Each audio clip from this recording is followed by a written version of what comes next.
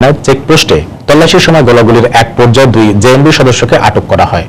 কুমিল্লা থেকে বাহার রাহিমকে সঙ্গে নিয়ে জানাচ্ছেন শাহরিয়ার জামান দ্বীপ।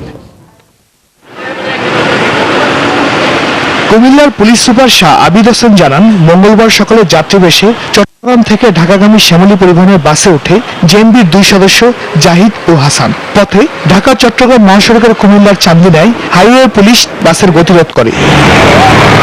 তল্লাশির সময় মৌলবাদী স্লোগান দিয়ে বাসের ভেতর থেকে পুলিশকে লক্ষ্য করে ককটেল ছুড়ে তারা পালিয়ে যাওয়ার সময় ধাওয়া দিয়ে স্থানীয়দের সহায়তায় একজনকে গুলিবিদ্ধ সহ 2 জেএমবি সদস্যকে আটক করে পুলিশ। এ সময় একটি পিস্তল, ছুরি ও একটি ব্যাগ উদ্ধার করা হয়। 2 জন নান্না আমাদের হাই রোডে 3-4টা বোম রেখে এরপরে একটা গেছে আমাদের গ্রামের ভিতরে খাতঘর, আর আরেকজন আমাদের মাঠের মধ্যে জমিনের মাঠে নামছে। তখন আমার এক বাতিজা ধরছে, ওর সাথে পিস্তল ছিল, তখন ধরছি, তখন আল্লাহু আকবার কয়। শ্যামলী পরিবহনের একটা গাড়ি ওভার স্পিডে ছিল, স্পিড গাড়িটা ধরা পড়ার পরে গাড়িটাকে থামানোর সংকেত দেওয়া হয়।